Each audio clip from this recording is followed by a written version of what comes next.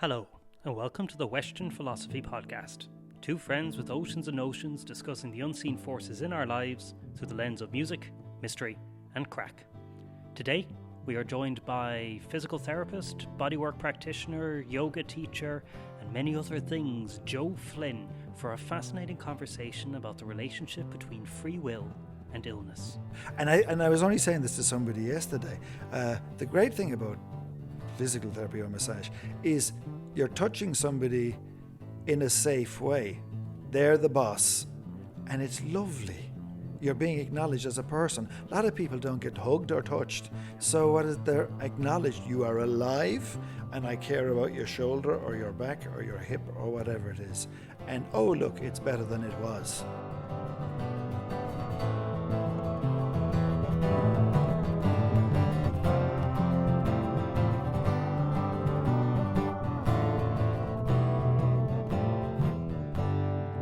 How would you like to start this, Joe?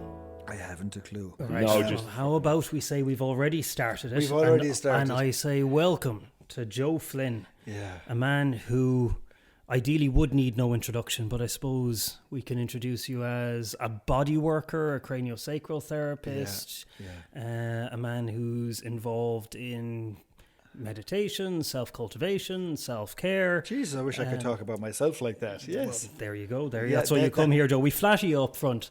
Do flatter away. I will will to praise. He's very handsome and he's a chatty cunt as well, so it's handy for this podcast. Welcome to craniosacral therapist and chatty cunt, Joe Flynn. Perfect. Joe. An example of either, please. Exactly. I can do both. Yeah. But I'll draw the line at not making money out of you. Yeah. Oh. That's You have appreciated. already. What's the topic again, Anthony? I actually don't remember. That's very good. The topic, have we started? We have started. Oh, Joe. brilliant. Yeah, Good. yeah. Okay, right. The topic I said was about free will. But what is it? I'm going to go on a meandering course to get there. Yeah. You know, but we all have free will. We love a meander. But there are so many distractions in the world. Yes. What is it that just stop us from stepping into our power? And I love this because you're going to be free will acting in your power, and we're going to be the distractions. So we will. Yeah, we're going live- to we be will live out the topic. And you're going to enjoy watching me in my own internal distractions, just pulling me, pinky in the brain. Hi. So why this topic, Joe? I suppose it's because it's what I only talk about all day long anyway. You know, In your practice. In my practice, you know, I'll tell you who I am, and I'll tell you how I got into it. Oh, I like that. I like that. Yeah, Wow. exactly. Okay. Just before you start, Joe, I Yeah. should mention that for the people listening, Joe treats both myself and Bart. So if I use the phrase nuclear launch codes, it's because that's exactly what Joe has. Joe knows all myself and Bart's secrets, both emotional and physical. So yeah, it's a very vulnerable and exciting thing to have you sat here between us, Joe. So, Terribly exciting. Yeah. Also, you treat me as well, Anthony. So that's true, I'm at a great, Oh, that's true. at You're a great used to this. advantage. But I think I treat the both of you, but you just don't know it. I treat you. Well, you are a treat. Yeah, that's it. Hey. So Joe, tell us about yourself and how and why you do what you do. Well, why do I do what I do? When I was 10 years old, I got kicked in the head by a donkey, and I spent my first 10 years born in Edinburgh. Was the son of an opera singer and a nurse, and we came home at the age of 10 to Kilrush. Freedom, safety, it was wonderful. Teachers in England were lovely and kind and like children. Teachers in Ireland, what is it? There was physical violence enshrined in the Constitution. But that's already a digression. But playing in a field in the summertime, and there was a donkey, and we hopped up on top of him, and he kicked me in the head, and he kicked me off and kicked me in the head and cracked my skull open. So that was my first injury. Second good one was I broke my left hand in a motorbike accident. Got a wire put in for a while. Third one, I did a compound fracture of my left tibia, left shin bone. And on both occasions, I went and I got physical therapy from a local woman called Marie Brew. She's a wonderful therapist in Kilrush, physical therapist and an osteopath. and a good friend of mine. And she did physio on me. And I said, I like this. We had a family business, a confectionery. We were really, really busy. We had 40 lads working with us, and we had great crack, but a family business, madness, looking at your father, looking at your brother and all the rest of them, and just thinking, oh my God, I'm going crazy. So I said, right, do you know what? I'll go and I'll get qualified as a physical therapist. 3 years later, I'm now qualified. So I now have a license to help people. A dangerous thing. Yeah, exactly. See the smile on his face now. I rub arses for a living. And, and that's strike one. Come here. We're not going to do the editing. You Anthony, can't release your own piriformis. Like you need. Thank you. need I appreciate the dig out there. I think I might have overextended myself because I wish to come across as professional. But anybody who knows me knows what is it that I'm a. Oh, it's a slim line, fine line between normal and hopefully professional at all times, but also quite wacky. So because I have my own little arena to pontificate, my own little fiefdom in the clinic. And I really enjoy being a physical therapist. I've been one for 27 years. A physical therapist and a cranial sacral therapist. That was another thing that saved my life. Okay, the physical, if I hadn't what has become a physical therapist, I definitely would have a spine like an S-hook, because I have crashed motorbikes, I've gone over the bonnet of cars, I've got under the wheels of trucks, was it, you name it, Flynn has found a way to manage to stay alive. And seen the inside of my skin far too many times. Well, I love your honesty here, Joe, because I think so many people think therapists are these Zen monks sitting cross-legged at the top of a mountain receiving like the supplications of the locals and stuff. And we're most of us are fucking crocs. Like we're doing this because we need to keep ourselves going. We're only one step ahead of the poor old chicken that's coming in to see us. 100%. And I hate this idea that we're dispensing wisdom, ancient wisdom from on high or something. And that's also why I like that your personality really shines through in your clinic. Thank you. Yeah, because authenticity for me anyway is very important. But it's the only way people like you and I could do it. Really is. Yeah. No, we're only one step ahead of the poor person that's coming in.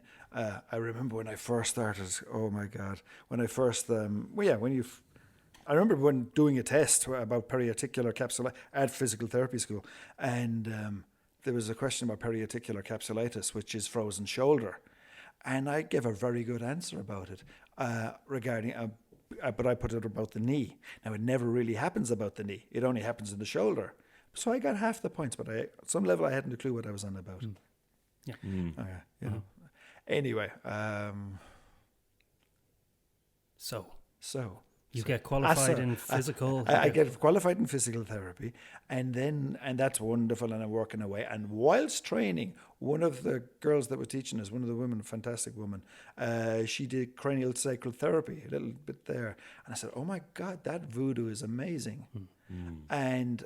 I went off and I trained to do that. I trained with Upledger. I trained with many other schools as well. And so biodynamic schools of both myself and Bart both reached for our notebooks simultaneously and pulled out the pens, and Joe's face was just like, what have I said? What have I said? What's No, this is the bit that I'm going to send you an invoice for. Like, do you not want these notes to come out? No, I'm joking. Just something to remember for later. Grand. Okay. Right. Okay. So yeah, I went off and I trained to be a cranial sacral therapist, and you guys have had it, and you know where it can bring you. For the first 3 years of cranial sacral therapy training, I was like the Antichrist on the table, or like the Exorcist, sorry. I would twist and turn, my head would unwind in a crazy fashion. My right elbow, I broke him in a judo competition when I was a young lad, and it went back 90 degrees beyond straight. And 15 years later, I'm on the table, and my friends, my colleagues are treating me, and it goes back 90 degrees beyond straight again. And huge heat starts pouring out of it, and I start feeling vicious, angry feelings. And it's just the holding pattern that's inside in the elbow, releasing and letting go. And it's fine, and it hasn't given me any bother since. So cranial psychotherapy can be really gentle, and you can feel slightly longer, slightly short. And my father was great fun. My father, who I love dearly, and he's dead now, but he was like treating a retarded chimp, because I'd say to him, "What is it, Dad? What is it? How are you getting on there? What do you feel?" "I'm fine. How do you feel?"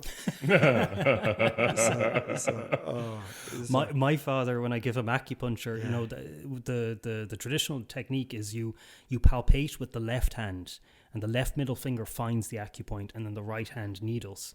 Cool. My father says "ow" when I palpate with the left hand. That's because you're his son. That's because I'm his son. Yeah, 100%. It's your fault already. Yeah. And you're not doing it right.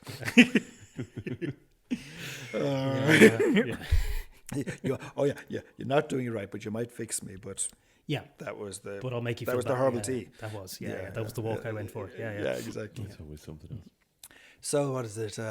I went off and I did 3 years of training to be a psychotherapist, and I enjoyed that thoroughly. Did I enjoy that thoroughly? It was fantastic. You know, you absolutely learn how to police your own boundaries.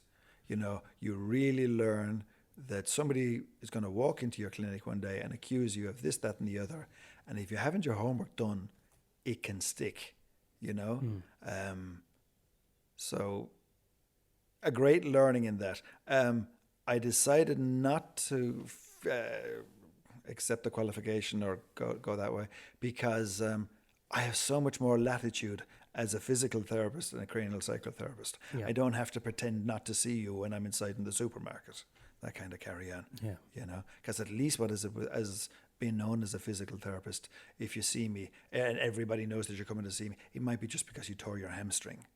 It mightn't because your heart is broken because mammy or daddy are gone or something. It's almost like hairdressers as well. Like, how much do we tell? Maybe not us, but like, you know, so many people, like the hairdressers are their therapists. Absolutely. And in a way, there's part of them that's almost freer than an actual qualified counsellor. Yeah, because they're not minding their P's and Q's, because they're there to cut hair. Yeah, and the safety net. And the funny thing is, the first time I heard about you was only as a hairdresser, but only as a And I don't know, man. I don't know. Are you the best person in the biz? No, but like you were mentioning, like I only heard you were a physical therapist. Yeah, or physio, and but you were called Killer Joe because the person who went to you said, "Oh, he's great, but God, does it hurt." So I think even in my phone you might be Killer Joe. I was. Thank you for that. Yeah. I'm way nicer than I used to be. I know you said this before. That's kind of what I was going for. I've lost so much business because of that. Yeah. I used to kill people, and I remember somebody knocking on the front door, a person who hadn't seen me first time come to see me, and he knocked on the front door, and I opened the door and let him in, and somebody across the street, this is the practice in Kilrush, he goes, somebody across the street looks across the way and says, "He's gonna hurt you." Well, thank you. Well, you were doing some work on me, Joe, some pretty heavy physical work. I think you were like releasing out the fascia between the ribs or something really just unpleasant, you know, and I was kind of squirming a bit. I was like, oh. And you had this great line. You were like, "I'm right here with you." And I was like, Sorry. The fuck does that that means nothing. What are you doing? I remember maybe just a big smile going, "Oh, that's lovely, isn't it?" Or something. You always have a But it's charming way of delivering excruciating pain. Sorry. No, carry on. But obviously I work with needles. Yes, you know, and so you hurt people too. Yeah, I do. Yeah, I take great pleasure in it. No, I don't. Smiling. Like, it's not pleasant to hurt people, but it's this interesting feeling of somebody. I was talking to another acupuncturist recently, and she talked about how when they had their first class where they learned actually how to insert needles, what the teacher did, Tom Shanahan, actually up in Dublin, I think I can name him, but he put a bin in the middle of the room and got everyone to make paper aeroplanes and sit 20 foot back from the bin. Yeah. And you couldn't start needling until you were able to throw the paper aeroplane into the bin. And it was an exercise in intention, because what me and you are doing, Joe, is not in the moment. Yeah. Like, what we're doing in the moment is very unpleasant, and it's causing micro traumas, and, you know, the body is not super receptive to it sometimes, you know. but you're aiming at something in the distance in the future. Absolutely. You know? And if you and I can engender that in our energy, well, it's that they feel that. And then they Yes. put up with it. Yeah. Because with you and I, what is it? They always can tell your heart's in the right place. Yeah. And that's the only reason why people let me be a bit heavy-handed sometimes, is because even though it sounds I am with you, and I am taking the mickey, what is it?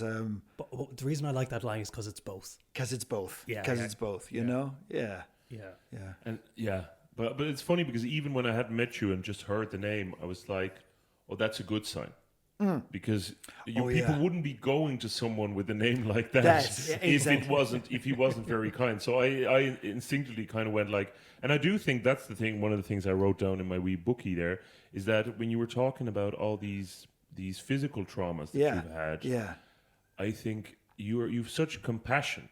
You know, Yeah. It was actually a funny thing that happened yesterday. I was talking to a friend, and she was telling me a story, and I was like, I understand this story 100%. Like the thing she was going through, and it was making her upset. I just sat there kind of with my hand on my heart, and I was like, oh, I don't need to say anything, but I completely resonate with this. And she just burst crying and whatever. She just and this morning she said, oh, it was really a great release.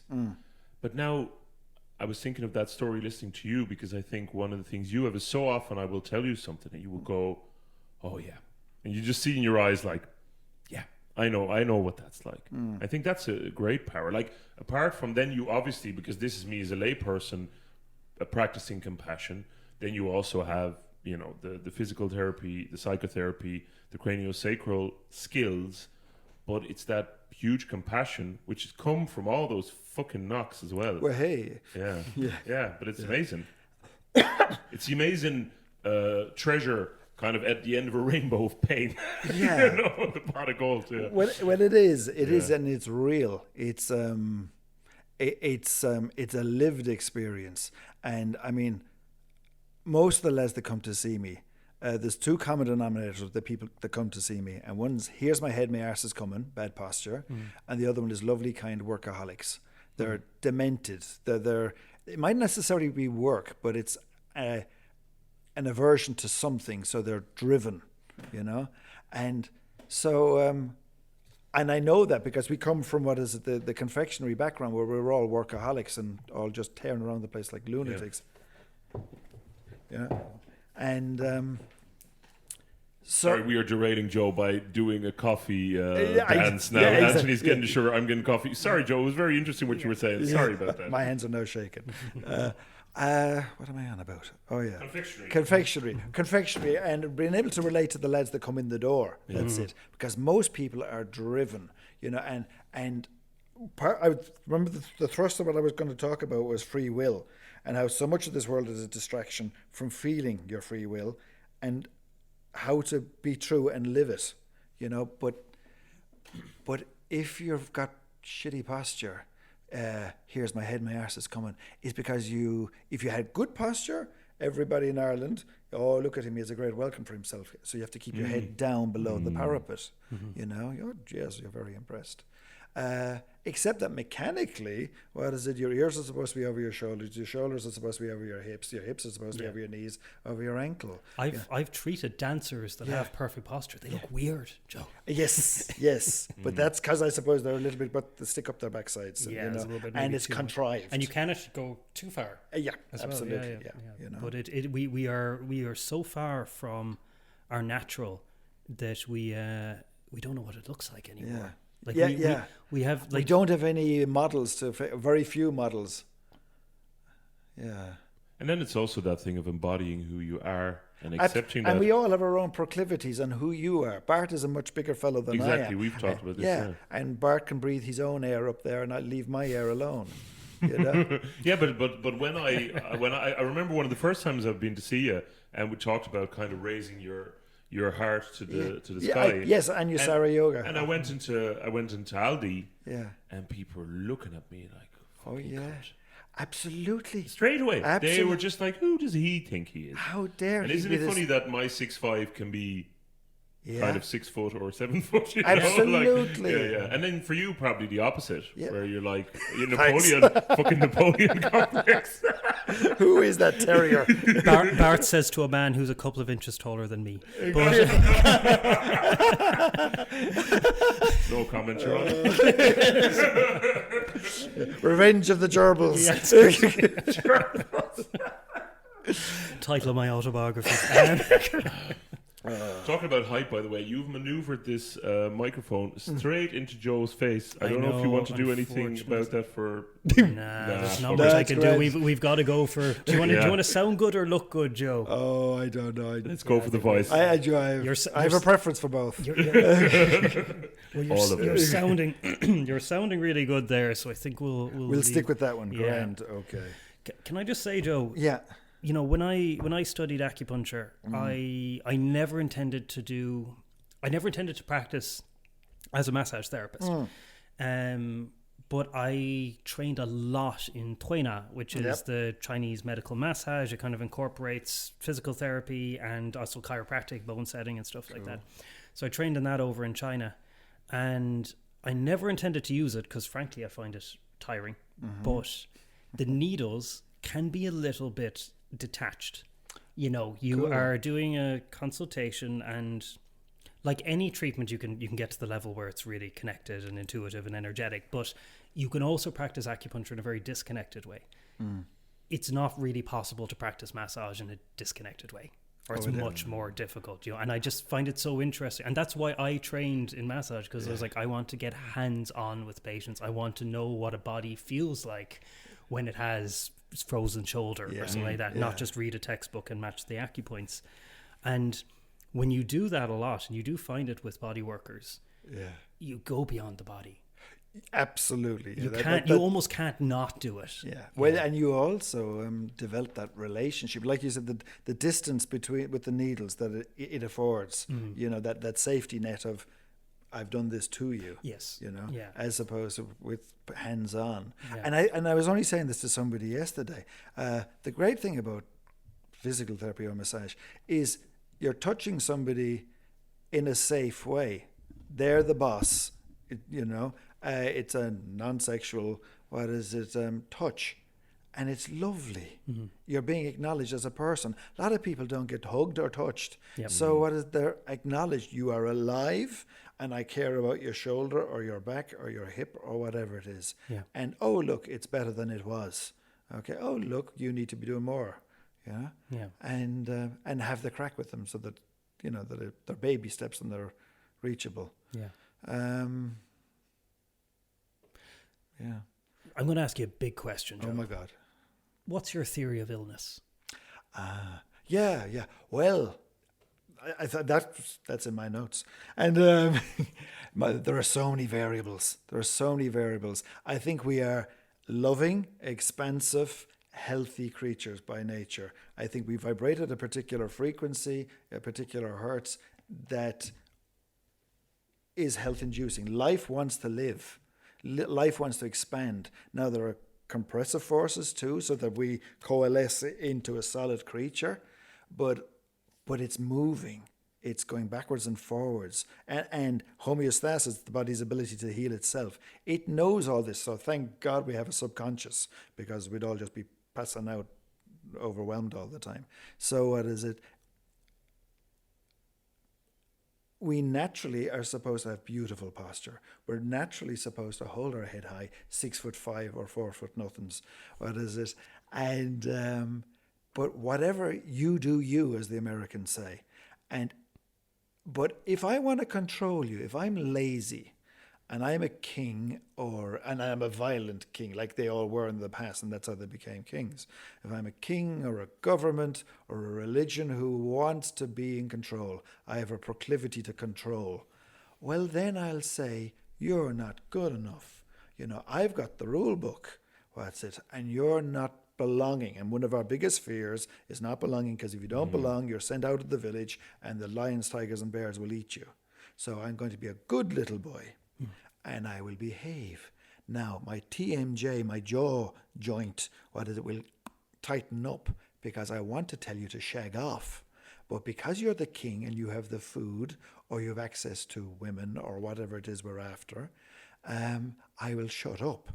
And that stress instead of me being able to say, go away, leave me alone, I have boundaries, you just shut up and you smile and you go to work, and the boss treats you like whatever, badly. So then your cortisol and your adrenaline goes up, and you say, I'm fine. And then you walk into my door like a piece of wood. Well, it's smiling. You got a pain in your wrist, and you think it's your wrist, but it's not your bloody wrist. It's your scalenes are squashing your brachial plexus, which is the bunch of nerves in your neck, and you look up into your neck, and there's your jaw looking at something from Iron Man. What is it? And you can see, yeah, he wants to kill people. And you say, hey, how you doing? And you do the usual chit-chatty way, and you get him to acknowledge there's more than just fucking, well, my wrist. So what's my idea about health and illness is we're not allowed our free will. Our free will is that our free will would be very easy to have if you were in a tropical island where the mangoes and the avocados are falling off the trees. A chicken walks by and you give him a dig in the head and you eat him later and eat your avocados. And there's enough guys and girls going around for everybody to have a nice warm, where I don't have to, a nice warm house or hut where I don't need to have insulation and kingspan and work hard to afford things. Now that's where advertising and marketing comes in, because they want your money. Because instead of you getting paid 20 quid an hour, I want to get paid 200 quid an hour. So I think you need that new special phone. You know, and you definitely need the prettiest girl. Not necessarily the one that suits you best, whose sound are nice, but just the one with the biggest rack and the biggest, the one that's really cranky and nourished. That one, exactly. The one that's so caught up in herself that you'll never have a moment's peace. Yeah, that's one. That's the one one. Who will make sure that you have to keep buying stuff to Exactly. distract yourself. Yeah, you need to go to work because I'm not happy. Yeah, exactly. You know? It was funny when you were talking about the jaws there, and I was just looking at Anthony and looking at myself. I don't know how, but and I was just like, oh yeah. These jaws do a lot of work. Not right now. Not like we're not wanting to tell you to shut up, but just when you talk about it, stuff starts to resonate. You bring the energy I in think there, one of the things that with the craniosacral work, really you you speak about something, and it's like the lights on the map go on. That's the gift of cranial circle, and another friend of mine, cranial circle therapist, she was saying all therapies are the same. Basically, it's just locating that spot there. Yeah. That one there. And the person on the table, they've come in with a bad back or whatever, and it's not really about the back. The back is the manifestation of whatever's going on. But really what it is that you're avoiding going there. Because there is where the sadness is, there is where the anger is, there is where I'm pretending I'm fine, but really I'm tired. And I wish Daddy had acknowledged me, or I wish Mammy hadn't done this, that, or the other. There's so much in what you're saying there, Joe. I love it. And, I'm going to give my quick understanding of it. But what I love about it is that you start by talking about the lad in the village that has to take orders from the king. So this repression can happen on a physical level, an emotional level, or a social level. Absolutely. And I love that, and then you're talking about the effects of that. And then the way that, if something's happening physically, emotionally, or socially, you're saying that maybe, this TMJ is not just physical. And if you use a physical treatment for it, maybe it won't completely go away, or it won't go away permanently. Then you can look at emotional underpinnings to it. You can also look at social. That's something I'm particularly very interested in, is the social, using social cures for things. But there's a line in the old Chinese medicine texts, the very, very, very oldest ones, and they're really good doctors heal with words. If you're not quite good enough to heal with words, that's when you need the needles and the herbs. That's lovely. Yeah, and it's this huge emphasis on, you work harder in the summer, you rest more in the winter, you live in harmony, social structures should be this way, the seasons should be this way. And it's a bit utopian, but the concept of being flexible and adaptable to your environment, and that being a path through repression, is a very powerful one. And then when you walk off that path, that's when you need a doctor's help. Yeah, that's beautiful. Yeah. Yeah, I don't know how good or bad a therapist I am, but I think I'm relatively successful because I really like people. I really like them. I want them to be better. And I'm similar to, I have a friend, and he's very generous of spirit. If you arrive in a new Porsche 911, he's happy you have a new Porsche 911. He doesn't care what is it that he hasn't got one of those. He's just happy for you. You know, and I hope I have some of that as well. You know, I just want people to live their best life. I became a better therapist when I realized I was a bit thick, you know, and so that way it gives me the latitude of not needing to have all the answers. You know, I got lots of qualifications, I got lots of experience, and my heart's in the right place. But now you're not coming in to meet the omnipresence. Now, what is it? You know, now what is it's not about me; it's about you, and that's where you have the crack. Where it's just two lads, or a guy and a girl. What is it? Just listening and saying, "What's going on?" You know.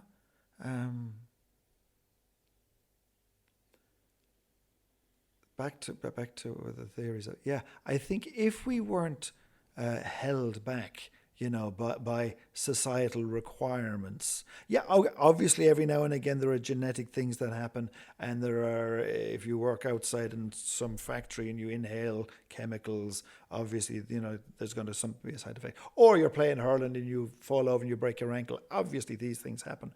But they generally all heal themselves.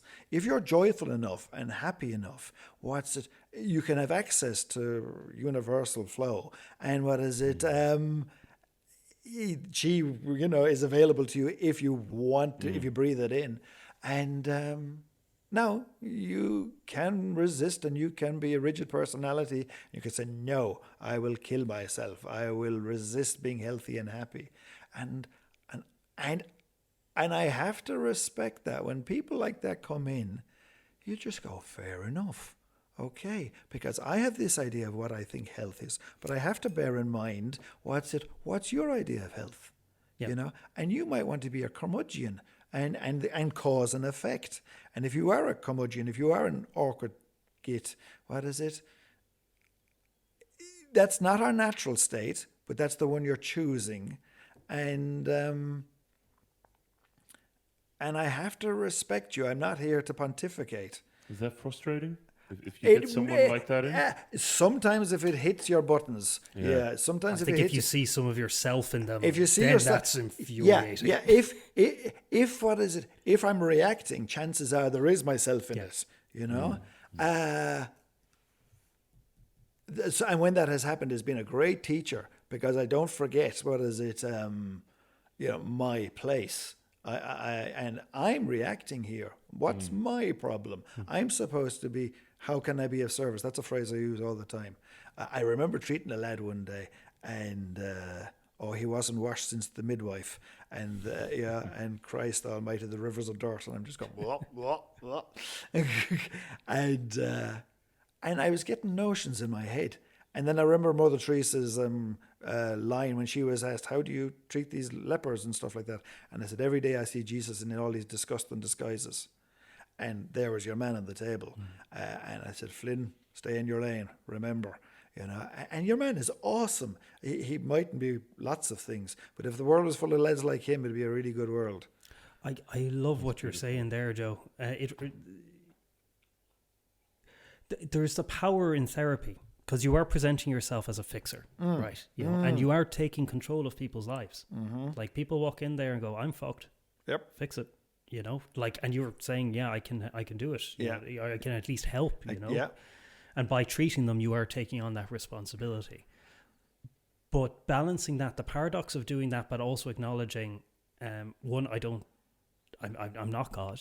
I'm not you. Yeah. You know? Exactly, yeah. And there's a martial art I used to do called Bujinkan. The Grandmaster, who's in his 80s, is still alive, still teaching occasionally. His name is Hatsumi. But he does this thing called Matsu, which I Yes. think you've heard of. So apparently a matsu is related to numerous Japanese martial arts claim it. Anyway, long story short, this man is a lifelong martial artist, not a physical therapist. But when he starts teaching a matsu, he teaches people to work intuitively. There is no like protocol for a matsu as he teaches it. I know a matsu is practiced in a different way by people as well. But his first piece of advice is, if you're going to treat somebody, you need to understand two things: who they are and what they want. And what I love about that is that it takes you out of being the controller.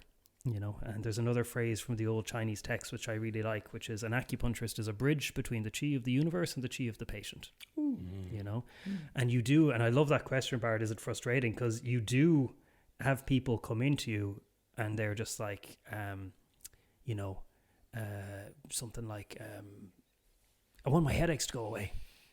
Like, okay, how's your sleep? I want my headaches to go away. All right, how's work? I want my headaches to go away. I need to work harder. You know, I want my headaches to go away. And you're just like, and that's a really good exercise in compassion, because all we can do is do what we do, right? Yep. So, and most of the time, I'd say 2/3 of the time they leave, you know, and they might walk out the door cursing you, and 1/3 of the time they might go, you know. Or they'll come back in a few years. Exactly. Or they'll come back. Yes, You absolutely. know, they just weren't ready. Yeah. You know, you might drop some nugget or something and they'll think you're full of crap or something like that. And it doesn't mean we're higher or anything. They might go to the lad down the world that cracks their neck and fixes their headache for a few months, and they're happy out. Perfect. Happy out. We don't all have the keys to all the locks. Yes. You know? Yes. You know, And I think like I obviously don't have any of the depth of experience of treating people that you guys have, but what it made me think of, especially what you were just saying there, Anthony, is like I was doing this Reiki course recently, and the wonderful lady, our good friend Sonia, who was teaching us, a lovely fiddle player as well, she had this image which I thought was brilliant. She was like, when you're doing it, try not to go, oh, this is the thing that needs to be fixed. You don't know what needs to be fixed. The guys doing the work know. And she had this image of her, I think her mother was a doctor in a hospital back in the 50s or 60s in the Netherlands, and she said she had this image in her head of these interns holding on to organs while the doctor was working, and she's like, we're just standing there like a fucking bunch of idiots, holding the organs while the doctors are doing the work. And I thought that was really nice. That's one thing. And then the second thing is, the first time I went to see you, I found it very powerful, and the day after I was due a bollocking by life, a kick in the nuts. But the funny thing was, I remember getting in the car, I think I told you this, getting in the car, I was like, oh, I want to listen to Hurt by Johnny Cash, which is just the most dreary, I hurt myself today. And I just listened to that over and over, and then very shortly after I got the, you know, and why I'm telling that story is because it's like going to you definitely put something into motion, not the pain that was coming, but put something into motion, but then the synchronicities that happen around it are completely outside of your or mine or anyone's control. Absolutely. And that must be kind of a nice feeling, I'm hoping, for you guys, that it's like, yeah, that you're, like you said, you're more the bridge than anything else. Well, it gets our ego out of it. Yeah, once we remember. Otherwise, you know, we're the great Pavarotti or something or other, and that's got only a finite life, and people will tear that down. Yeah. Whereas because we're taking ownership that isn't ours, you know. So what is it? So if you don't take ownership and you just say, "Here I am, doing what I can do, being the conduit," what is it? Well, people acknowledge that, whether consciously or unconsciously, and they're quite happy to have a healthy relationship with you. And go on. No, I was just going to think about the patient's business. Cranial sacral therapy is fantastic for patients, because when you watch CST, cranial sacral therapy, from the outside, it looks like as if sometimes it can look like watching paint dry. You know, oh my God, this is so amazing. Everybody else is saying nothing is happening. You know, and like I said, when I used to hold my dad's head, what is it? And I'd say, "How are you feeling?" He'd say, "How are you feeling?" And but you're listening to minute movements, and there's a part of your brain called your RAS, reticular activating system. It's part of the brainstem, and he's the guy that triggers flight, fight, or freeze, or fawn. Irish people are really good at fawning. you know, they're promoting you, but really saying something else. And so you listen to that little thermostat. And when we get traumatized, he gets wired, he gets stuck either too high or too low. You know, there's apathy or there's hyperexcitement.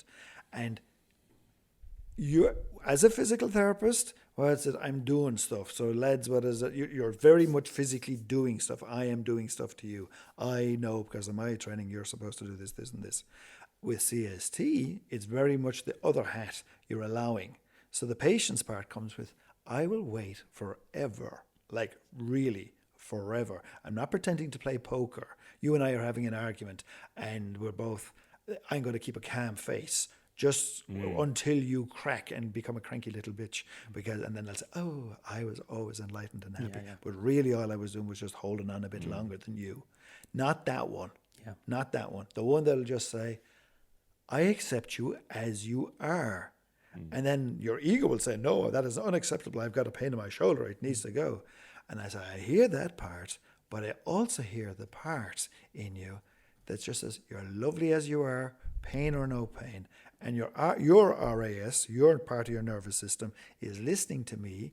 And it says, oh, I don't need to be a performing monkey. I'm okay as I am.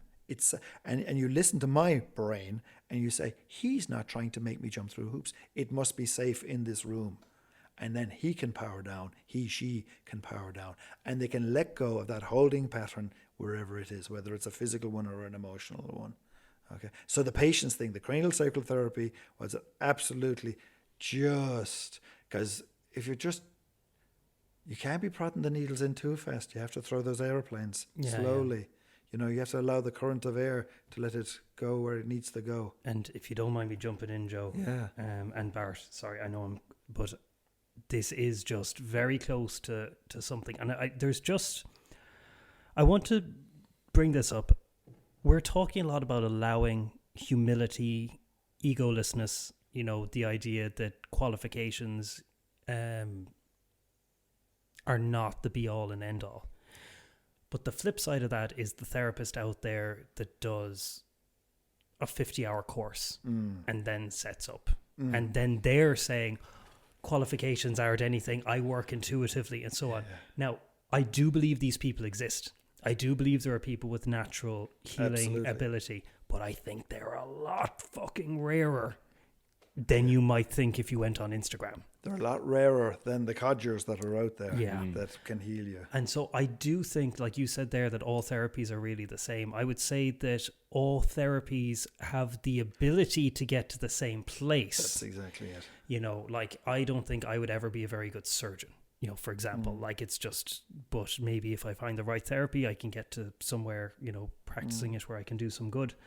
But yeah, just that thing, Joe, that, you know, people are like, sure, it's all the same and none of it matters. And to get to the place where you are of this allowing, this light touch, this, you know, conduitness, that takes time, that takes experience, you know. And definitely overplay my hand often still.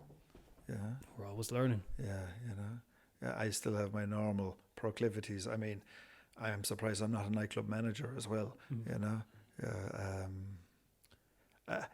I mean, staying grounded, you know, and because there's a part of me that definitely is like Dad, the opera singer, just mad and crazy. This is so funny. I've been thinking about that you just said Pavarotti and then you went to Dad. Yeah. And I just thought, I wanted to ask you, like, that must have been a big influence for you to have that big, charming ego.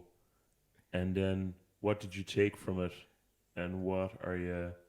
Is it an ongoing relationship? It's an ongoing relationship still. I mean, he's dead 6 years now. Yeah. And, it broke our hearts. My ability to empathize with people was always good, was always there. But Christ, when he died, he had a heart attack and he was dead within 36 hours. And it was like an axe to the chest. And the gift of somebody you love dying is it blasts open the disassociation. There is just nowhere to hide. You know, it's just a rending of your chest. And you're very, very different. ideas in people's heads, but you're very different before and after.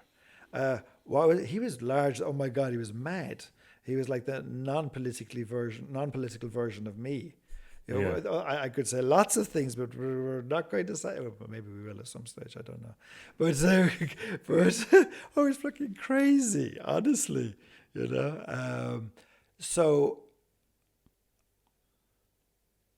It was great crack getting him to treat my forearms, because he looked like a gorilla. He was about an inch shorter than me, but he honestly was like a little silverback gorilla. And I'd ask him to massage my forearms, and honestly, it was like a kango on drugs or something. Like, he would just go, and you're thinking, Christ, he's killing me. Is it worth it? You know. But he was very. What is it? He was a very powerful character. Go on, you can always cut it out. Yeah.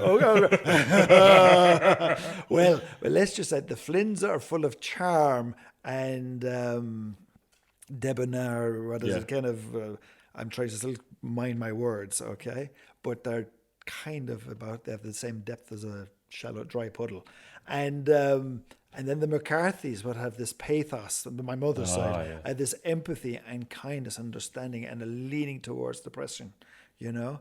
So what is it? So you have the fair weather fellow on one side, and then you have empathy on the other, you know. And I got a fair crack of both of those, you know. But I still I don't necessarily have the depression thing, thank God, but I definitely have the megalomania, you know. And I'd be catching myself and smiling, and you know, when people walk out the door afterwards, sometimes I think, why can't I fly? You know, because in yoga, and I am also a qualified yoga instructor. That's enough about me. I'll make a note. Yeah, of course. That's enough about me. What do you think about me? And but you look good in spandex as well. I used to, when I was a gym instructor, I wore spandex. I used to call it a fist of something, and I was terrible. What is it? I was a terrible aerobics instructor, but I was really fit. Really fit. Jog, ski, grapevine. I was useless, but I was fit. Yeah. Yoga, people walking out the door, and I wonder why I can't fly. In Anahata, your heart chakra, the energetic property of your heart chakra is anti-gravity. So if you are light of heart enough, one of the superpowers is that you can fly. You know, and because we have Apple iPhones and cars, who needs all these? Yeah, who needs to go inwards? Who needs to go inwards when I can have a burger? You know, that'll help dull my senses. You know, because it'll be made of the cheapest meat possible. And yeah, it's extraordinary. I think a lot about boredom, Joe, and I've brought this up on the pod before, but it's a piece of advice I give some of my patients, like that second type of patient you said, the workaholic who's very kind, and I'm like, be bored. Like, so what you need to do is like reduce your life and your if you can, like I'm saying that like it's an easy thing. It's not an easy thing, but it's not just like a lot of people will do like, okay, I've had 3 days off. I did nothing for the long weekend. Back to it. And you're like, no, like be bored, like be actually bored. Be sat there going, okay, here's the 20 things I do to distract myself when I'm bored. And I've done all of them. I've done all the distractions, and now I'm bored again. I'm going to have to do something new, or I'm going to have to look inwards. Yeah. And we don't have boredom anymore. No, but there's no money in boredom. No. There's no money, and that goes back to the advertising and the marketing. Yeah. You know what is you have life force in you. I want to take advantage of that because I want to buy a yacht. So I'm going to persuade you to buy, what is it, a bigger fucking Ferrari or whatever it is relative to, you know, whatever I can squeeze out of you. So advertising, marketing, great, but at the level that we do it now, it's nonsense. Because that boredom, was it, you and I walking down the road with a stick in our hands, imagining, what is it, shooting aliens or whatever it is. There's no money made out of that. There's not. There's a huge amount of creative joy. Yeah. You know, I mean, anything, as we all know, once something is free, what is it? You're the product. Yeah. You're the product. So if you're looking at porn, I think part of that is to help keep your life force down, because you're not writing a book if you're looking at something like that, so you're not going to make the world better. So the boys who are in control, they're quite happy giving you these things. They're going to make revenue out of these things, and they keep you good little sheep. Gladiatorial games, give them bread, whatever it is. YouTube, I love YouTube, but your third eye atrophies. It shrinks, because your third eye is where you imagine things into being, and you imagine them into being. You create them there. If you read a book, your dragon that you read in the book is green with red spikes. Your dragon is black with big eyes. They're different dragons. But if you and I are watching a movie, and it might be fantastic, it's done for you. So that part of your brain shrinks. So at that stage, apathy comes in. And there's a gravitational pull in this earth towards the negative. It keeps us alive. And the brain, the brain and the head, the mind, is a fear-based engine. It wants to keep you alive. So it's better to live a kind of half-crap life with 2 arms and 2 legs. And we used to be brave, like the Vikings, die in battle, go for it, life force. It was better. It was you went better. to Valhalla. You went to Valhalla, and you last thing you wanted was to die of old age. Exactly. Now, what is it? Pass me the remote. What was the other one? Yeah, the YouTube, the third eye. Feck it. Social media. Yeah. Thanks for following us, and hello everyone. Yes, by the way, at Weshtern Philosophy YouTube. Podcast. Thanks, guys, for the save, but it's still gone. Yeah. Well, it's funny because we were saying to someone that we were going to be talking to you. Yeah. And what was I wrote down here big question, because you said I have a big question, and I thought you were going to make a joke and say the big question is, Joe, do you believe there's reptilian aliens? But the funny, so it was a joke before people go put us into some kind of loony bin. But do you want me to answer that? Well, but the thing I was going to say is that it sounded to me like that was the answer you were actually given, because you then started talking about control and systems of control. Yeah. So I was like, oh, that's nice. I can have it both ways while listening here. Yeah. Well, they that I was on about there were just really ordinary kings and governments and religions. The reptilian part of our own brain. Exactly. Yeah. Now, I do remember being, doing a yoga teacher training in Thailand and being off my head on mushrooms. And now we had done 4 months of 6 hours of yoga every day and about 3 hours of meditation every day. So we were fairly clean. We weren't just a couple of students above and go with a couple of cans. And out of the ether, whilst and we had done 3 hours of meditation before we took the mushroom tea. Out of the ether came 2 humanoid, reptilian-looking yolks, about 8 foot tall. And I looked at the 2 boys, and they were surprised that I could see him. But because of the chemicals inside in the mushrooms, was that I could see at different frequencies. And gates of perception. Yeah, and because doors of perception. Radio frequencies are coming through the room, but you and I can't hear the radio frequencies because we don't have the technology for it. Whereas the radio receiver can, if you turn it on and turn it up, you can hear the radio or the television. Anyway, the mushrooms helped me perceive them. And they were surprised that I could see them. And like plants eat sunlight with photosynthesis, I think they were eating fear. And I was just so full of love and cheesy happiness, that they just looked at me and they turned around and they disappeared back into the jungle. Because I just said, there's nothing here for you. Well, the reptilian thing, that was Katie's question. Yeah. He was like, do you think reptilian Just wanted to give her a bit of walk cover there. there. But she has a book, she won't mind me saying this, but a book by a lady who talks about theories of where negative emotions come from and aliens from the fifth dimension and all that stuff. And it's fucking bonkers, right? It's nonsense. But you read it and there is a truth to it. not a literal truth, Yeah. but like the truth of the two dragons you talked about, Joe, Yeah. whereas you read the story of the dragon and mine is gold with green eyes and Bart's is black with big spikes or whatever. Yeah. They're using the imagery, they're speaking to your reptilian brain, your emotional self, your energetic self to get across a concept that does not have solidity. You talk about in something this paradigm. you Well talk about said, something yeah. like grief. Yeah. Everyone's grief is their own grief. Yeah. We call it all the same thing. It's not all Yeah, the we same spell it the thing, same way, you but know. it absolutely is not. You know, and I think that's something as well. You were talking about the difference between books and films. You know, we do want this handed to us. They're like, oh, what does it look like? I want the biggest, noisiest, most heart-wrenching, fireworks-filled expression of grief on the screen, you know? And that can be, look, I love movies. Like, I absolutely love that, but it's different.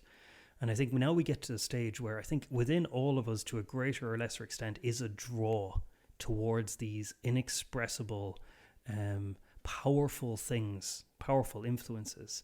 And I think what's really malicious about modern advertising is that they co-opt that draw. They're like, you want to feel something, you want to feel like a child again? Yeah. Well, we'll remake Back to the Future. We'll remake the stuff that you remember as your child, but bigger and Always louder. garbage. And It doesn't work for people, which is the No, it kind of the doesn't. benefit. It's like there was a Dutch, very pompous writer. What's his name now? Harry Mensch, I think. Munch, anyway, one of them. And he said, like, he was very nihilistic as well, and he had this thing of like the only good thing is that or something. The sadness of being is that everything ends, but the bad things end as well. And I don't like that. I think that's too nihilistic. But it is funny that in these works that aren't for the betterment of humankind, it seems to be that they always have the seed of their own destruction in them. Because you see it now with film, especially, people just go, "Oh, this garbage." it's not. This It's also ideological, average. dogmatic But- shite. And it's average because the motivation behind it is Yeah. money. Exactly. Yeah, it's not, I want this to be. If you and I are watching TV and there's a guy explaining how to make an engine of a car, and he's not presenting, he's not an influencer, he's not looking beautiful, he just loves bloody cars. Yeah. You and I will be able to listen to the whole 45 minutes Yeah. of him talking about gear cogs and things that are completely beyond your ability to understand. But because he loves it, we're fucking enthralled and we're following, and we now walk away knowing more because of the motivation. Whereas at the movie with the pyrotechnics and all that stuff, what is this?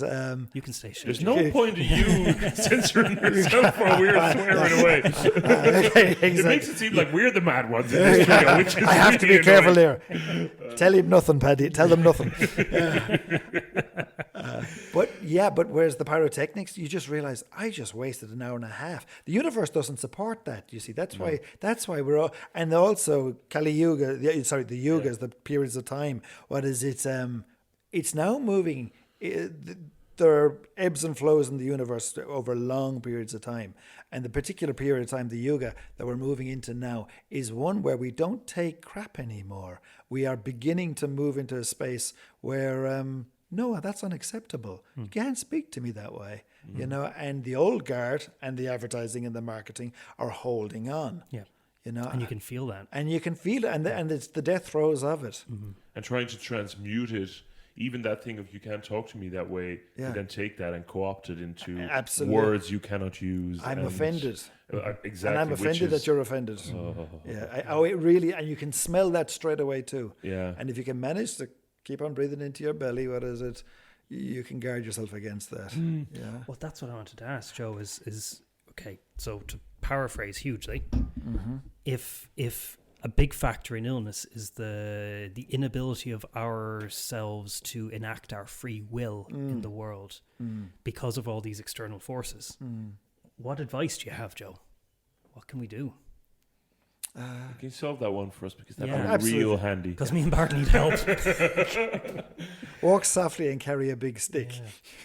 You know? And just a supplement to that, Yeah. like I'm thinking specifically about young people. I'm thinking specifically Right. about lads, Yeah. 8 to like 13, 14 years old, and the screens are their whole Oh, world. Lord, This yeah. comes up so often, and I'm just like, I'm so blessed that I grew up before that time, and during Likewise. the dawning of it when it was brilliant, and then I saw it start, this is a bit, and now I hate it. You know, I've been able to live through that arc, but I had a period before that when you're bored into it, when you're surrounded by people that are in it, when being in it is the norm, and you're that age, like what do you... Well, that's the Borg. That really is the Borg. That really is, they have been assimilated into a ones and zeros, a synthetic ones and zeros, you know. That was another point I wanted to make about YouTube as well earlier on. Was it Mother Nature and Earth and everything is universal awareness ones and zeros, binary. And then man-made ones and zeros on the YouTube is not compatible with us. And this is why it makes our eyes tired. And this is why it leaves us flat. Whereas you going for a walk in the wood, absolute, you know, or writing some ditty poetry, good or bad, is so much more creative and enlivening. The young lads, young boys, young girls with the phones, it's mammy and daddy. It's mammy and daddy, and the responsibility of being mammy and daddy and growing up. I treated a lot of people. Most of my people are grown up and mature and very wise. But Good save, Joe. Yeah. But some, what is it? He's talking about us, Bart. I was going to say to the camera, the people who are not you. He's talking about the ones that is not you. But and I'm including myself. There's a childish part of us, not childlike. Childlike is awesome, but childish. Where we want it our own way, where we don't grow up. We still want to be a prince and a princess. We want somebody else to take responsibility. We've forgotten, and there aren't initiation rites that help you realize what's it, stand on your own 2 feet and have the strength of your own convictions. It's not somebody else's fault. You know, it's your fault. You know, it might taste bad. It might be exhausting. Sometimes it's not your fault, but it's still your fault. You still have the power to react. Somebody else can say something stupid, but you how you react to it. Okay, it's your baggage and what happened to you will make you decide how to react. But at some stage, stop, slow down, and say, no, I want to do it differently. I want to have a better life. And my little boy, my little girl, X amount of screen time. But it is mommy and daddy. It is mommy and daddy. And they have to petition, governments. There's a lot of laziness. There's a lot of people have forgotten that they are in control. They have forgotten that they are they are God, and they are the part that's the thick part. They've taken the pill of forgetfulness. And they think they are just little old me. When in fact, breathe into your belly, you know, and remember who you are, you know. I think that before we're born, we're all part of consciousness, this sea of consciousness, and then we choose to incarnate. So we take a little drop out of the sea of consciousness, and we get squeezed out, and we're born, and we've forgotten who we really are. And now, in this time, in this paradigm, we're beginning to remember. There is in yoga. There are in Hindu version of Buddhism. There's dakinis. Dakinis are little witches. So that this is just an energetic kind of concept, but in the language they call them witches. And in each chakra they have a particular witch. That helps you slow down, become addicted to something, you know. So So a lot of these addictions, they help you not become enlightened, because otherwise the planet Earth would be empty. There'd be no people, because we'd all be enlightened and gone to the next level. So they said, no, if you want to become more, you have to work for it. You know, that apathy, that sludge, you have to work for it. So that's the game we're playing. I'm one of my favorite texts ever is the Bhagavad Gita, you know, and I remember reading it, and it's one of those wonderful texts that I think you can just relate to on an intuitive level, and then also it's a great narrative, you know. But then I remember finally reading a bit about the context of it. So, you know, the Bhagavad Gita, there's two armies. Yeah. There is Arjuna and his brothers, and there is the opposing army, which are mostly their relatives, their cousins and stuff. And I didn't realize that Arjuna and his brothers, they all have a shadow representation on the other army, you know. I didn't know that either. Yeah. There's the Paramahansa Yogananda translation is behind you on the shelf somewhere, Joe. It's the blue book. It's phenomenal. So Arjuna is the great archer, the great soldier, and he, just before the battle, the two armies are lined up, and Arjuna goes out into the middle between the two of them. He's like, these are my cousins, man. These are my cousins. What are we doing? Why are we fighting? You know, they're just misguided. You know, I still love them. And he throws his bow down, and then Krishna himself comes along and spends the whole Bhagavad Gita explaining to Arjuna the nature and the power of conflict and why he must fight. And what I love is that it's this spiritual text, but Arjuna, in terms of the brothers are all represented by different chakras. Arjuna is not the highest chakra.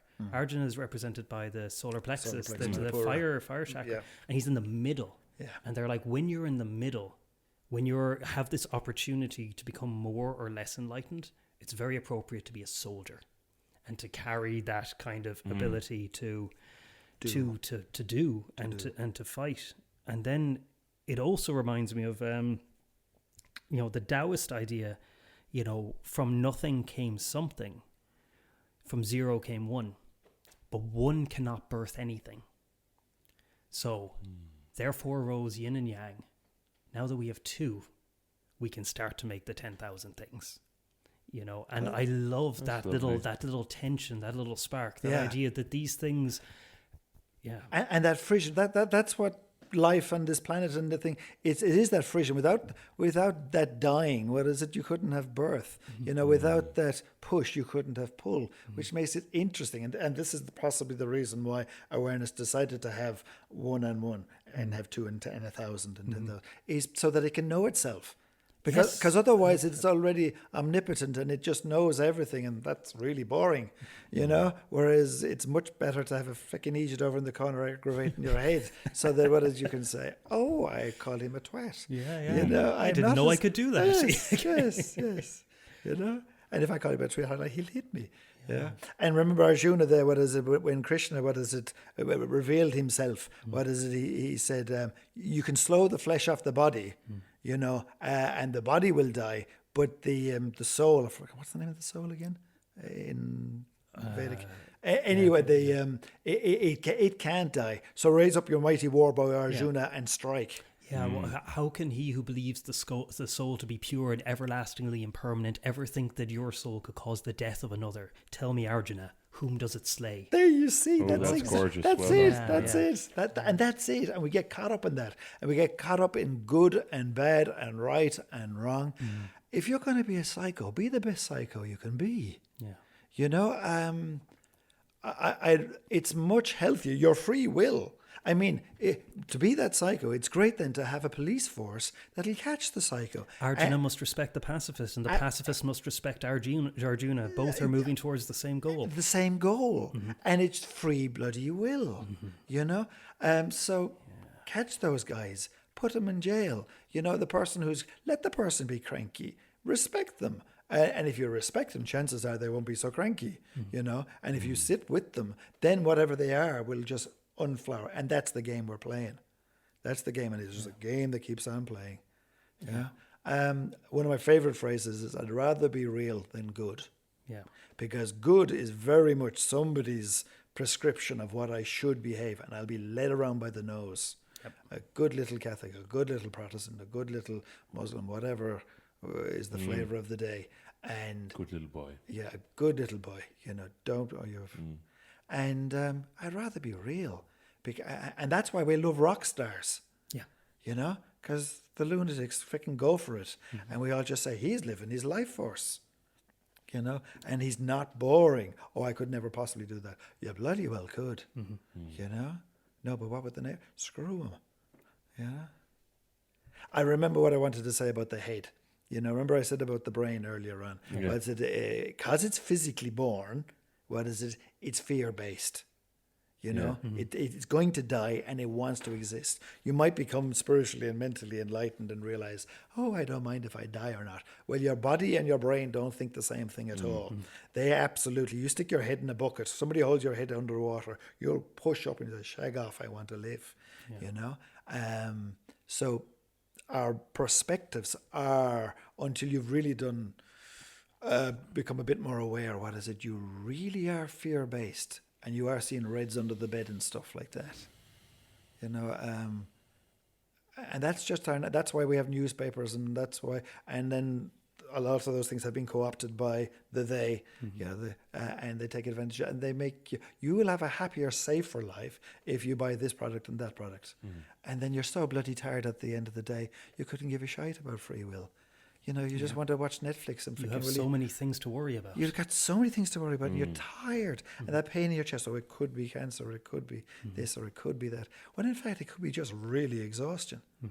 You know, you're just so tired of taking other people's nonsense. Yes. It's one of the things that, because you're doing constellation therapy as well, Joe, or you're training to do that. I've trained, yeah. I was reading a book about that, and the therapist says we need to be more comfortable being guilty, which I thought it kind of put me in mind of what you were saying there. It's awesome, yes. Yeah, but it's kind of like whatever we do, it's gonna impact other people. So better own the bits where we do that. We are ourselves, and it's gonna affect you, and that's just the way it is. Where we've seemed to have all been trained into just keep it so contained that it's not going to touch anyone, which is bollocks, you know. Well, think about all the shadow and all the life force that you don't. If you're not owning your anger, anger is life force. You know, resentment is life force, but it's just resenting itself because it's not allowing itself to express itself. You know, if somebody else is being a twit, you know, you want to say fuck off, but what is it? But you can't, because you might lose your job, or they mightn't like you, or your wife might remove conjugal rights, or whatever it is. And fucking jeez, you were happy that microphone is in Joe front of your winks face. at the editor. Thanks, guys. But so yeah, I remember having a counselling session, and I was saying something to my therapist, and I said, hang on, I'm coming across way too cool and groovy there. My motivations are not as high-minded as that. There's a sneaky part of me and much more self-serving, because I was paying my money for the therapy, so I may as well be real and enjoy my inner bollocks and trust your inner bollocks, because he has a boundary, you know? He has a boundary, and he says, because we are mammals, so you don't see cows poking the heads off each other. You know, we're mammalian, we're not reptilian. We do want to, to get on with each other. That is our leaning. Our leaning is happiness and joy and cohabitation, but it has been shanghaied, and now we are all these things. And if you don't express that anger, that sadness, that bitterness, and it hasn't got a place there, it goes underground and it comes out in various perversions and pains in your neck. And isn't it interesting that it gets so judged? Oh, yeah. Anger is so bad. Yeah. Maybe not. Chicken Maybe shits. your boss needs a crack in the jaw. He does. Maybe it could be the best thing that ever happened to him. Yeah. Pretty much. Like, why would we be given this if it didn't have a purpose? Absolutely. It has a purpose, but the purpose of the lads to subsume your anger was it is for you to be a good little slave, you know, because they have forgotten. Somewhere, going back to those yoga bit earlier on, you know, there was a time in humanity, I've forgotten the name of the four periods of time, but let's say Dark Ages, Bronze Age, Silver Age, and Golden Age. Okay, we'll use the English version because I've forgotten the Vedic. Sure. And Kali Yuga was the Dark Age, where when you're so you've only got 25% of remembering who you really are. Then the Bronze Age, you remember 50%. Silver Age, you're remembering 75%. And Golden Age, now you can levitate. Now you remember your God. Now we're all clairvoyant and live 1,000 years and those kind of things. And it just goes through these periods of time. And that's just the game. That's just the game. You know, and we're coming out of that. And we're now beginning to stand up for ourselves. But a lot of the lads are still holding on to the other way because they have nice stuff. You know, yeah. You know. Well, we have a visitor, I think. Yeah, good, well done. Yeah, there's Katie. come in. We have someone for you to meet. Hello. We are recording, and we have asked Joe the question about the reptilian overlords. Yeah, I had to push it We in. couldn't wait for you. We're sorry. That's okay. I forgive you. At least it was recorded. So now I'm hung out to dry. Yeah. Okay, great. Yeah. Oh I'm My not credibility is fortunate. shot. Yeah. Or you've just proven yourself to be a real one. Bart really Oh, I love that when you said it this morning. Sorry, this is all out of context, but yeah, you're very good. So to be fair, I asked someone else who I follow on Instagram. Katie, come over here to the mic. I'm so sweaty as well. And The microphone doesn't mind you put being sweaty. It's that fine. away before the dog eats it. Sure. I asked someone I follow on Instagram, and he's like a bodybuilder, but he's really legit, and I think he's a social worker as well. And I don't know how we came to follow each other, but like over I think the last 3 years, we've just like slowly interacted. His name's The Ultimate Habits, and he's got really interesting like opinions on functional medicine and diet and things, and he has question boxes because people literally dump on him in his DMs like, hey, I am like infertile, what do you recommend? Or I have osteoporosis and things like this, and like I'm fair play. He gives out a lot of advice. He will not take clients because he's doing his social work. But he had a question box, and I was like, do you think aliens walk amongst us? And he was like, honestly, I'd be disappointed if they weren't, you know? And he said, real ones, no. And I told Bart this morning, and he was like, Yeah, I love that. I don't know why I love that, but I love that at real ones. real ones, no. Yeah. Well, As opposed to the ones in the rubber suits. yeah, I know. Yeah. As a once to anyone in a suit, you know? Anyone in a suit. I do want to say that I didn't out you as the questioner, but Anthony did. So Fair enough. Yeah, you can take that home with you, which is here. Well, it is home with us. Like, yeah, there's a lot of like swirling evidence, and especially when you think of the probability of life happening, you just have to like, it's a logical place to go to think that our planet has been seeded as like, this is an exceptional planet to have like the ability to hold biological intelligence, you know? And like, even we were talking about Mars, I've been giving a lot of gratitude to the giant iron crystal at the center of our planet because it creates our atmosphere and Our electromagnetic field. yeah, electromagnetic field, because obviously with the aurora lately, everybody's going, wow, look up. And that's really like such a demonstration of the beauty and the like the consciousness of our planet. But anyway, I'm getting really far and deep into this, and I need to take a shower. So Live my podcast. yeah, you can. Maybe we'll chat afterwards. Really nice to meet you. Yeah. You've heard all the stories. Now you've met the man. Now we have a segue. And he was very quiet, Katie. This is interesting. This is a. I wasn't. I was off mic. So, simple as. Oh, very good.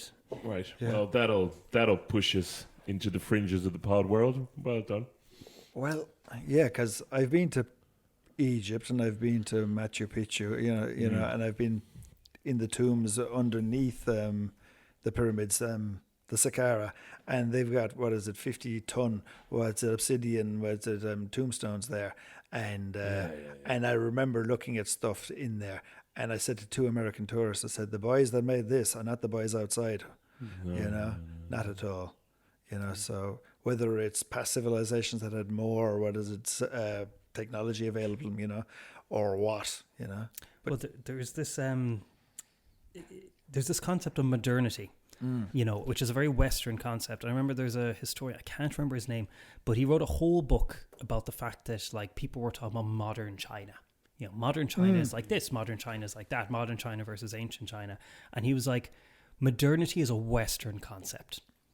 A modern country means you are democratic, you are capitalist, you have a GDP that is growing, you know, you know, it has all these trappings of things that are based on linear thinking that is moving from worse to better and based on Western kind of paradigms, Western thinking, you know, because there's this thing called the China paradox where China like invented gunpowder and astral navigation based on the stars and so on. And they're like, why did they stop there? Why didn't they invent like firearms and stuff like that? And the way it was asked was like, what's wrong with these idiots? Yeah, exactly. So there is this idea in the West that we are progressing linearly and improving constantly, and now is the best time we've ever lived in, and we're the greatest we've ever been at this very moment, and we're only going to get better, Whereas you look at other cultures like India, where they have cycles, these huge cycles, and they've, in fairness, their culture's a lot fucking older than ours, Yeah.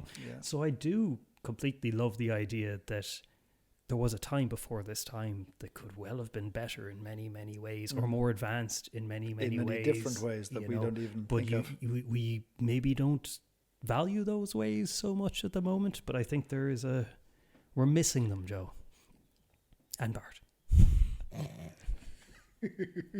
I'm a bit of a simpler mind. I don't miss those things. Atlantis. Hy-Brasil. Yeah, exactly. And the Underdweller. That was their god in Atlantis, remember? No. And the Underdweller was the god in Atlantis.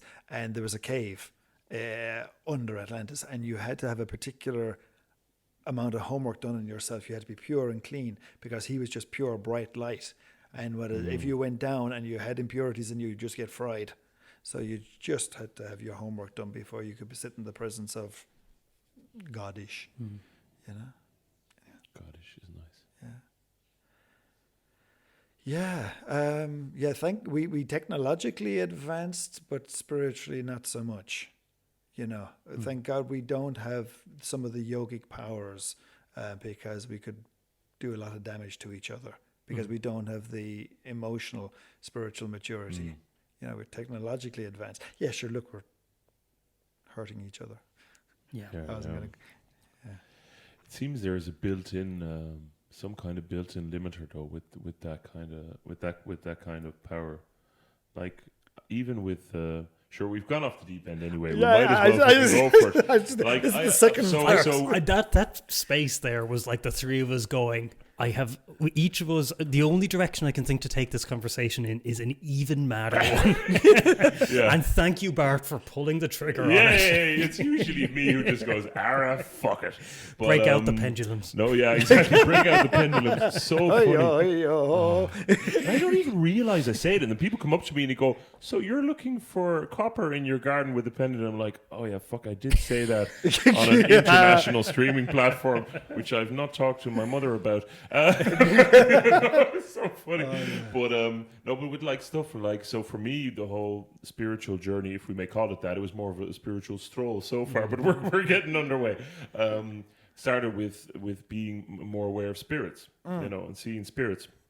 But the interesting thing with it, and even with that case, and I'm assuming it's the same with those much bigger yogic powers, is that there does seem to be a limitation to keep you, in a sense, safe to what you're able to handle to a degree.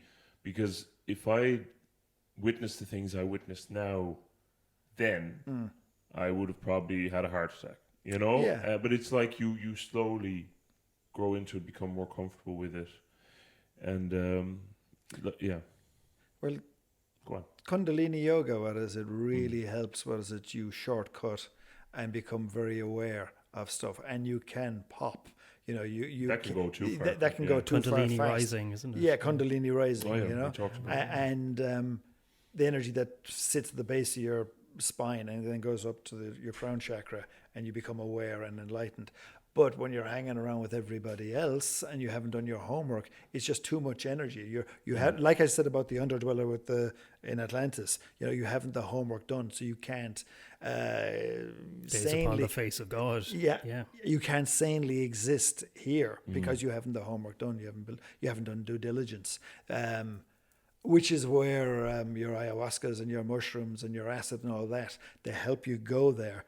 But what it is, and you come back thinking this, and then you look at this paradigm, you go, they don't fit.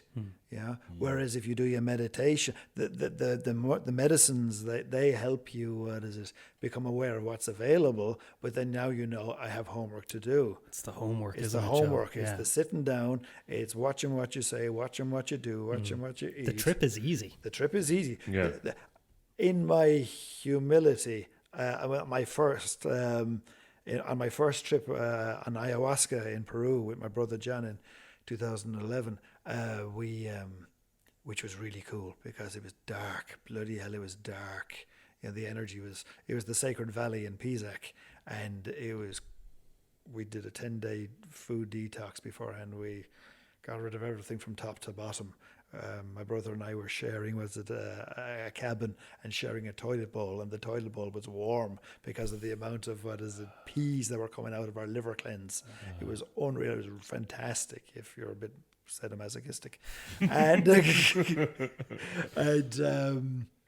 But I asked, ayahuasca? And you don't always get what you ask for. You always get what you need, but you don't always get what you ask for. And I asked, could I know the mind of God? And I got it. My poor little brain was fried for about 8 hours. And there is no in, there is no out. There is no individuation. I'm sitting here with you guys, and a microphone in front of me, and I'm energy vibrating at a particular frequency, and the fluffy microphone in front of my face, is energy vibrating at a different frequency. And the space between me and the microphone is energy vibrating at another frequency. It's all ones and zeros. And we've developed eyes and other bits and organs, to perceive all this stuff. So that's how we see it. But there is no in-breath. And on the ayahuasca, it kind of flipped my brain open, my human brain that has learned how to do things in a particular way and is now trained into looking at these things and picking up these cues this way. So the ayahuasca helped me realize there was no in-breath. I for a while there I forgot to breathe because I kind of panicked because there was no in-breath, there was no out-breath, there was no other. And it was amazing. And that's the true nature of everything. It's just a big simulation of ones and zeros. And we're playing with ourselves. Fucking well What's done, the phrase? Joe. That was you in a nutshell. It was very profound, and then he went. Nailed the landing there. Oh, God. 10 points. I don't think there's anywhere to go. Yeah, exactly. It's all no, we're not going to go there. No. I tried. This is my first podcast or whatever. So I'm trying to. I don't know how to swim these waters. What is like? Yeah, my integrity as Mr. Physical Therapist. The identity of. Yeah. And come across it. But there's obviously a huge part of me that doesn't give a shite. Yeah. Well, you wouldn't be here otherwise. Not with you two. No, we're dangerous. You know what we're like. Yeah, awesome. Yeah.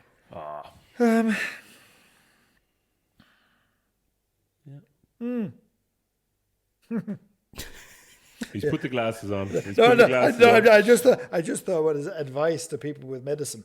Because Mind yourself. Because I'm fully qualified there now and insured to give advice regarding. Yeah, we've outlined the problem now, Joe. So we've got about 4 minutes left. If you could just show out a solution there. Yeah.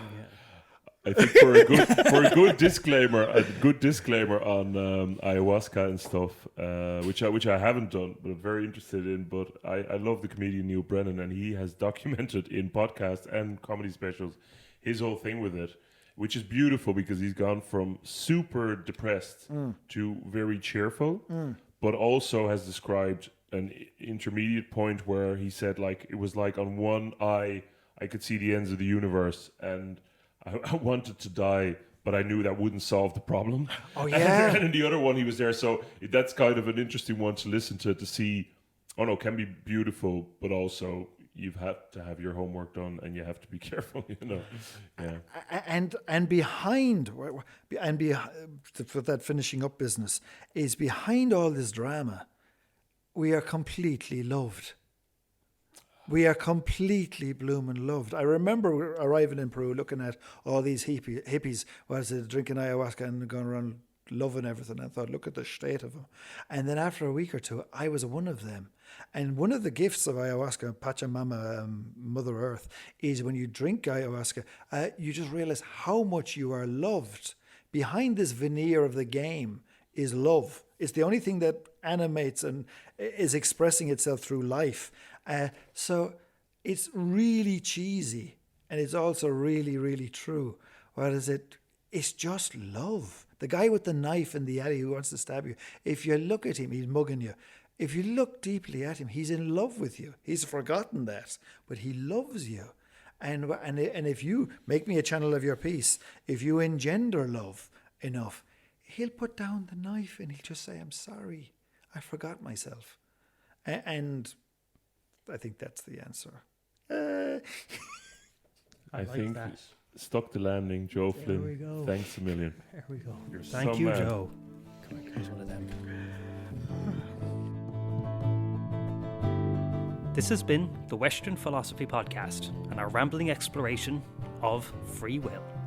Follow us on all the socials at Weshtern Philosophy Pod. If you want to support the podcast, you can buy us a coffee via the link in the episode description below.